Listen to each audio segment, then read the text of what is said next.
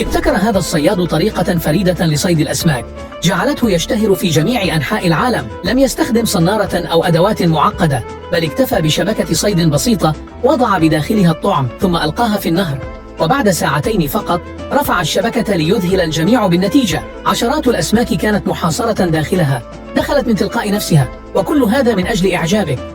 في هذا الفيديو نشاهد موقفا طريفا لكنه خطير في نفس الوقت. أثناء اللعب في المدرسة قام أحد الطلاب بوضع دلو على رأسه، لكنه لم يتمكن من إخراجه مرة أخرى. حاولت المعلمة مساعدته، لكن الدلو كان عالقا بشدة لدرجة أنه بدأ يضغط على رقبته مما قد يعرضه للاختناق. هذا الموقف يوضح لنا أهمية الحذر أثناء اللعب وعدم تجربة أشياء قد تكون خطيرة. نرجو من جميع الطلاب تجنب مثل هذه التصرفات حفاظا على سلامتكم. هذه هي أطواق الكابلات المصممة خصيصا لإزالة الثلوج من الجسور، لكن هل يتواجد أحد في الأعلى ليتولى إنزال تلك الأطواق؟ تراكم الثلوج والجليد على الجسور يشكل خطرا كبيرا، إذ يمكن أن يصل وزن الكتل إلى 50 رطلا، وتعرف باسم قنابل الجليد، حيث قد تسقط فجأة من الأعلى على السيارات المارة. تصنع أطواق الكابلات من 3 مواد صناعية لتوفير قوة فائقة، ومع وجود العديد من الكابلات يتسلق العمال هذه الجسور بانتظام خلال فصل الشتاء، فيقومون بإطلاق الكابلات وإعادة تحميلها واحدة تلو الأخرى. هذا الرجل لا ينظف سيارته ويتركها تمتلئ بالتراب ليرسم على النافذة. أولاً يبدأ برسم الرقم 5 3 مرات متتالية بأصابعه، ثم يضيف واحدة أخرى. بعد ذلك يربط بين الرقمين 5 في المقدمة عن طريق عمل حلقة في الأعلى، ثم يضيف حلقتين صغيرتين داخل الحلقة الكبيرة التي صنعها، ولكنه يستمر في إضافة خطوط إليها حتى تصبح الصورة أكثر وضوحاً. بعد ذلك يربط الأرقام عن طريق رسم بعض الخطوط المائلة، ثم يلف الصورة عن طريق إغلاق الجزء الخلفي منها. بناء على ما رآه ينتهي به الأمر بخطة صغيرة ولطيفة. إذا كنت تحب القطط فامنحها إعجاباً. هذا الرجل ابتكر فكرة ذكية للغاية لكسب آلاف الدولارات. قام بتركيب إطار خاص في متجره يسمح للعملاء برؤية كيف ستبدو عليهم الملابس بعد تفصيلها. هذا الابتكار جعل اختيار العملاء للملابس أكثر سهولة، وبفضل هذه الفكرة البسيطة والمبتكرة تمكن من تحقيق أرباح كبيرة. إذا وجدت نفسك مقيدا بالحبل في أي وقت فلا داعي للقلق. هناك حيلة سرية قد تنقذك بسهولة ودون أي مجهود يذكر. أولا أمسك بأحد أطراف الحبل واسحبه بمهارة من خلال العقدة التي تربط يديك، ثم ببطء وثقة ابدأ بإخراج يديك من المنتصف مع سحب الحبل بلطف في نفس اللحظة، وما هي إلا ثوان حتى تتحرر يداك تماما وكأنك نفذت خدعة سحرية مبهرة، وكل هذا من أجل إعجابك.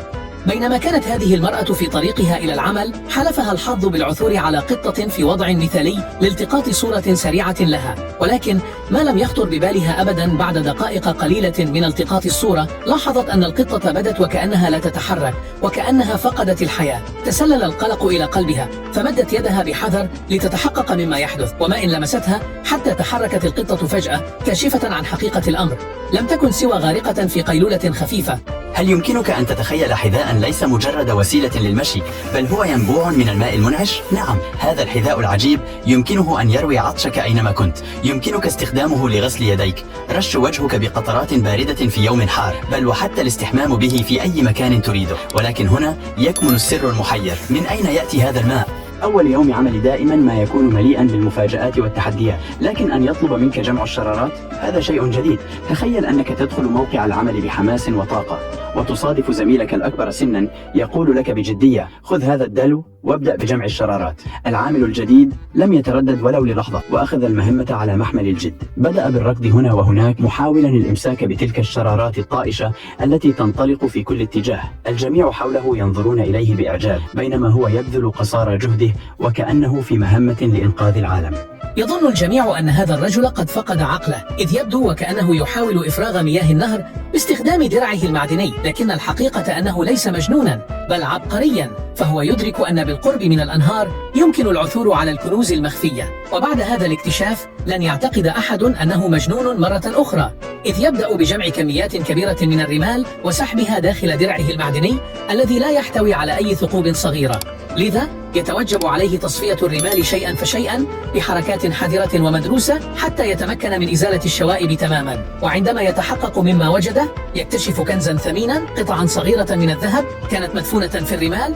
لا تضع هاتفك المحمول داخل خوذتك أبدا. في الصين بدأ البعض بفعل ذلك، ولكن هذا التصرف قد يكون خطيرا. أحد الأشخاص دون أن يدرك عواقب فعلته أغلق قناع الخوذة على هاتفه فقط ليبدو أكثر أناقة.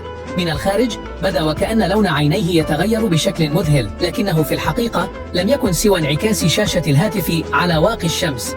يبدو أن هذا السيف يحمل سرا غامضا، فهل هو سيف عادي أم أنه سحري؟ يقال إنه أسرع من الضوء لأن العيون البشرية لا تستطيع حتى رؤيته. إذا وضعت عود أسنان من خلال هذه الفتحة يبدو الأمر كما لو أن السيف الصغير يشق طريقه مباشرة، ولكن في الواقع إنه يتحرك بسرعة فائقة في الاتجاه المعاكس. يمكنك إعادة مشاهدة هذا الفيديو لمعرفة ما إذا كانت عيناك تتمتعان بالقوة الكافية لرؤيته، ولكن إذا كنت لا تزال لا تصدق ذلك فجرب وضع إبهامك على الجانب الآخر وسترى أن السيف سيتوقف فجأة. عندما رأت الفتاتان جدهما يعمل بجد، هرعتا لمساعدته في حمل عربة التسوق الخاصة به. كان الجد متعبا جدا من المشي لدرجة أنه جلس ليستريح، وفجأة سقطت كرة من العربة. حاولت إحدى الفتاتين التقاطها بسرعة لكنها لم تتمكن. تدخل الجد ووضع الكرة على العربة، وفي الوقت نفسه رفعت الفتاة الثانية كرة أخرى ووضعتها أيضا. بعد ذلك وقام بحمل الكرات واحدة تلو الأخرى ووضعها في عربة التسوق الصغيرة. قفز الأطفال على عرباتهم وقادوها إلى المنزل بسعادة. تخيل هذا المشهد، جندي شجاع يضع يده وسط سرب من النمل الأحمر الشرس، حيث يبدأ النمل بالهجوم والعض فور ملامسة اليد. إنه تدريب لا يختبر فقط قوة التحمل البدني، بل يكشف عن شجاعة لا مثيل لها. يمكننا أن نتخيل الألم الذي يتحمله هذا الجندي، ومع ذلك يظل ثابتا متحديا كل الصعاب. أليس هذا مثالا حيا على الشجاعة التي تستحق الإعجاب؟ لقد أخذ هذا الأب حفار ابنته ورماه على الأرض، فقالت له: لماذا فعلت ذلك يا أبي؟ قال: إنه صغير وأنا أكره ذلك. ثم بكت الفتاة، وأتى أخوها الأكبر وقال لها: لا تبكي. أخذها وبدأ في صناعة حفار لها. قام بتثبيت الأخشاب والعجل والمسامير، وقام بطلاء الحفار، وفي النهاية انظر ماذا فعل. لقد صنع حفارا جميلا، وكل هذا من أجل إعجابك. قرر طلاب الجامعات الذين يعانون من الملل الشديد في غرفهم أن يبتكروا طريقة جديدة لقضاء الوقت. قاموا بجمع جميع المراتب التي كانت في غرفهم ووضعوها في الممرات بين الغرف، وكل واحد منهم وقف على مرتبته وانزلق للخلف بسرعة. كان الهدف الأساسي من هذه المغامرة هو التخفيف من الشعور بالملل. إذا واجهت خطر السقوط من مكان مرتفع، فإن هذه السراويل الذكية ستكون الحل المثالي لإنقاذك. تم تصميمها بخطوط مطاطية مبتكرة تعمل على الالتصاق بمعظم الأسطح الجافة، مما يضمن ثباتك ويمنعك من السقوط. السقوط من الأماكن العالية يشكل أحد أكثر الحوادث المميتة شيوعا، ولكن مع هذه السراويل الآمنة يمكنك الشعور بالاطمئنان والحفاظ على سلامتك في المواقف الخطرة. هذا الببغاء المسكين الذي واجه مشكلة غريبة وغير متوقعة. أدركت صاحبة الببغاء أن طائرها المفضل يواجه صعوبة في الرؤية ولا يستطيع استخدام عينيه بشكل طبيعي. بدأت تشعر بالقلق واتخذت خطوة عاجلة لحل المشكلة. أخذت صاحبة الببغاء الطائر إلى الطبيب البيطري، حيث بدأ الطبيب بفحصه بدقة وعناية. بعد إجراء الفحص اكتشف الطبيب بقعة بيضاء غريبة في عين الطائر. باستخدام قطن صغير وبلطف شديد قام الطبيب البيطري بإزالة البقعة البيضاء التي كانت تسبب لببغائنا صعوبة في الرؤية. بعد الإجراء البسيط عاد الببغاء لرؤية العالم بشكل طبيعي مرة أخرى. قرر هذا الشاب عملا مقلبا في صديقه وأراد أن يكون المقلب قويا. أحضر صورته ووضعها في برطمان مملوء بالماء، ثم أضاف بعض اللون الأحمر. قام بوضع قطرات من اللون الأحمر على الأرض، وعندما جاء صديقه شاهد الدم على الأرض ولم يفهم من أين أتى هذا. ثم بدأ بالتتبع الأثر حتى وجد البرطمان الذي يحتوي على صورته، وكانت هذه هي ردة فعله. تعد الأسوار الكهربائية حلا مبتكرا لحماية الممتلكات والمزارع، حيث تعمل على إرسال نبضات كهربائية قصيرة وعالية الجهد عبر سلك مكهرب. ورغم ذلك لا يتعرض الشخص أو الحيوان للصعق المستمر، بل تسبب النبضات صدمة كهربائية مفاجئة تشكل رادعا فعالا دون إلحاق ضرر دائم. هذه التقنية الذكية تستخدم لمنع المتسللين من الدخول والحفاظ على الحيوانات داخل المزرعة، ومنع الحيوانات المفترسة من الاقتراب، مما يوفر مستوى عال من الأمان والراحة لأصحاب الأراضي والمزارع. قالت المعلمة لطلابها: من يستطيع حل هذا اللغز سيتمكن من مغادرة الصف مبكرا اليوم. بدا التحدي بسيطا في البداية، كل ما عليهم فعله هو ربط الدوائر ذات اللون نفسه على السبورة واحدة تلو الأخرى. حاول الطلاب جاهدين، لكنهم جميعا أخفقوا في إيجاد الحل الصحيح. وبينما كانوا يائسين تقدم أحد الفتيان بثقة متأملا في الفوز بالمكافأة. نظر إلى السبورة بتمعن، ثم بخطوات واثقة رسم الحل ببساطة وسهولة. في لحظة كان اللغز محلولا وسط دهشة زملائه وإعجاب معلمته. عندما كان فريق الفتاة على وشك الخسارة أمسكت بالكرة بشدة ورفضت إعادتها. تعالت صيحات المشجعين يطالبونها برميها، فيما أشار البعض للصبي القريب منها كي يأخذها منها. أما لاعب الفريق المنافس فابتسم بدهشة غير مصدق لما يحدث. الغريب أن المشجعين رغم حاجتهم لكل ثانية لم يضغطوا عليها لإعادة الكرة، وكأن الجميع كان يستمتع بلحظة التحدي الصغيرة هذه، بينما كانت الفتاة دون أن تدري تساهم في إضاعة الوقت وخسارة فريقها. في عالم عروض الماشية، وبعد تقييم دقيق لكل حيوان، يعلن الحكام عن هذا الصبا البطل الأبرز في لحظة تتويج مميزة تعرف بصفعة البطل. هذه اللحظة تمثل ثمرة شهور من التدريب والرعاية البيطرية والتغذية المتوازنة، حيث يكرم الحيوان الذي يجسد التفوق والتميز. وقد نال هذا البطل إعجاب الجميع. إذا كنت تحبه لا تنسى الإعجاب والاشتراك. ربما لم يدرك هذا الرجل أن الزحليقة مصنوعة من الجليد، ولكن بمجرد أن جلس ابنه الصغير على كرسي صغير ودفعه بلطف، بدأ الكرسي في التحرك ببطء ثم تسارع بشكل غير متوقع. ومع ذلك لم يظهر الطفل أي خوف، بل استرخى تماما واستمتع بالرحلة، وكأنه كان واثقا بأن هذه الزحليقة مصممة خصيصا للأطفال، وكل ذلك من أجل إعجابكم. تحطمت آمال هذا الصبي بعد أن بذل جهدا كبيرا في بناء ممر يسمح للماء بالدخول إلى قلعته الصغيرة على الشاطئ. وبعد ذلك جاءت موجة كبيرة. كان يعتقد أن الماء سيدخل فقط من خلال الممر، لكنه تفاجأ عندما دخلت المياه من الجانبين أيضا. هذا الأمر أزعجه كثيرا، وبدأ يتساءل: إذا استمر الماء في التقدم فأين سيلعب؟ هذه واحدة من أخطر الوظائف في العالم، ورغم أنها توفر دخلا جيدا إلا أن من يعمل بها يواجه درجات حرارة مرتفعة طوال اليوم. هل يمكنك أن ترى كم تعرقت هذه الفتاة؟ إنها تعمل بهذه الطريقة لمدة 20 ساعة يوميا لنكتب لها تعليقا لطيفا يعبر عن تقديرنا لجهدها الكبير وقوتها الرائعة. هل سمعت عن الأرجوحة الصينية الجديدة التي تتميز بأسلوبها الفريد؟ أولا، يجب على الشخص الذي يريد استخدامها أن يستلقي على ظهره بأمان وراحة، ثم يتم إعطاؤه عصا متصلة بحبل في كل يد. يتمسك الشخص بالعصي بقوة ويتعلق بها. بمجرد التمسك بها بقوة يبدأ المشغل في رفع الأرجوحة تدريجيا. قد يبدو الأمر مخيفا بعض الشيء في البداية، ولكن هنا تكمن الإثارة والمتعة. عندما يتم ترك العصا ينزل الشخص بسرعة إلى الأسفل، مما يمنحه شعورا بالفرح. هل تريد تجربة هذه الأرجوحة المثيرة؟ وقفت المعلمة أمام طلابها بابتسامة غامضة وأعلنت: من يستطيع رسم قلب متقن على السبورة سيحصل على مفاجأة مميزة. تحمس الطلاب وبدأت المنافسة، واحدا تلو الآخر يحاولون رسم القلب المثالي. امتلأت السبورة بخطوط غير مستقيمة وأشكال غير متناسقة، حتى أن أحد الطلاب كاد ينجح، لكنه لم يتمكن من إكمال الخطوط بالشكل الصحيح. ثم تقدمت إحدى الفتيات بثقة، حملت الطباشير وبحركة سلسة ورشيقة رسمت قلبا مثاليا. إذا ذهبت يوما إلى فندق 5 نجوم فلا ترتكب الخطأ بطلب الموم الضخم. هذا الفتاة هي وصديقتها قررنا طلب الموم الخاص بالفندق، معتقدتين أنه سيكون تجربة لذيذة وسيشبعهن. لكن عند وصول النادل وقطعه للموم اكتشفتا أن داخله لم يكن سوى طبقين من الموم العادي. وبعد ذلك جاء نادل آخر ورش بعض التوابل، لكن السعر كان أعلى ب10 مرات من السعر العادي. تجربة لا تنسى، لكن بتكلفة أكبر بكثير مما توقعته. انظروا إلى هذين الشابين، إذ بدأ بوضع العديد من الحجارة على مسار القطار على أمل إخراجه عن مساره، بينما كانت هناك حمامة تراقب المشهد بأكمله. وبمجرد أن ابتعدا قليلا ليشاهدا ما سيحدث، اقتربت الحمامة وبدأت بإزالة الحجارة بقدميها. وبعد بذل الكثير من الجهد تمكنت من إزالة كل شيء، ومر القطار بسلام. أليست هذه الحمامة تستحق إعجابنا؟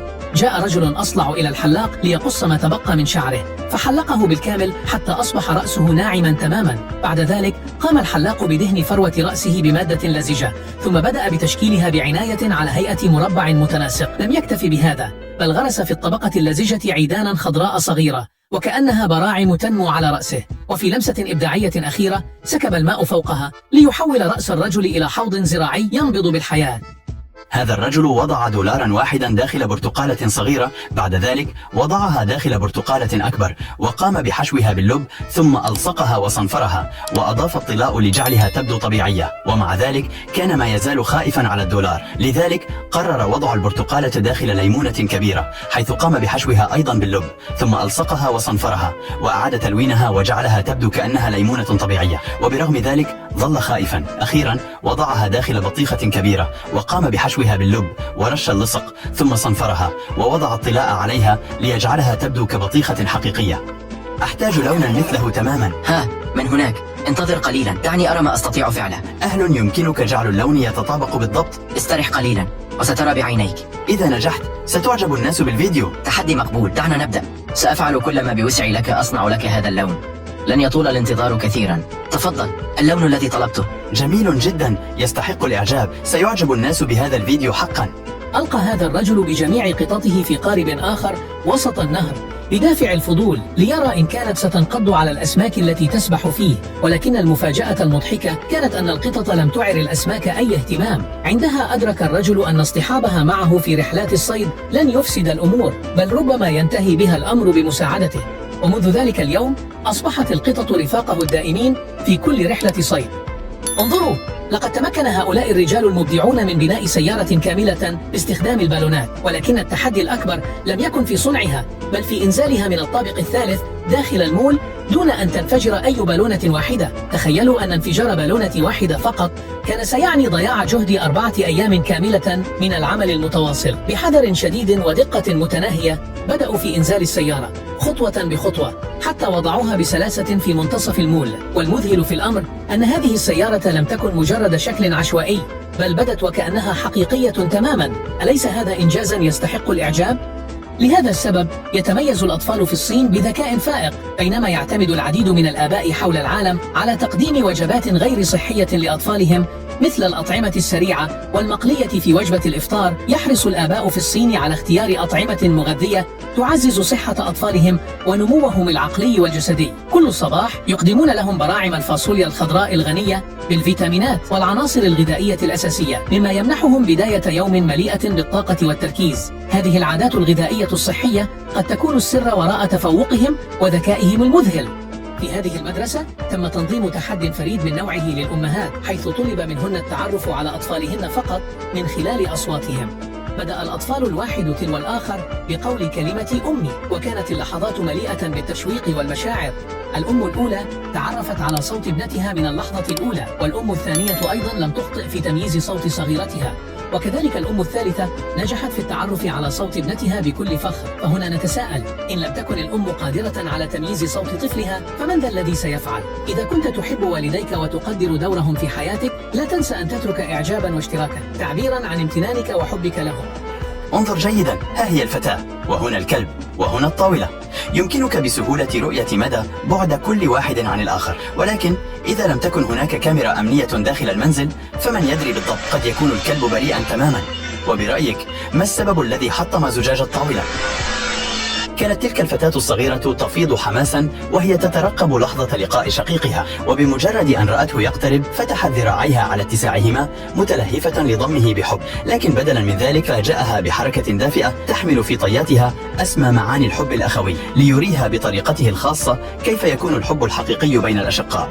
مرحبا يا أصدقاء، ممكن تدوني واحدة آيس كريم؟ لا، لن نعطيك شيئا. اطلبي من والدتك أن تشتري لك. أختي لا تحزني، سوف أشتريها لك. أوه، ليس لدي مال، ولكني سوف أتصرف لك. سأقوم بجلب الحليب من هاتين البقرتين. أهدئي قليلا واتبعيني فقط. هيا، اذهبي وراء أخاك.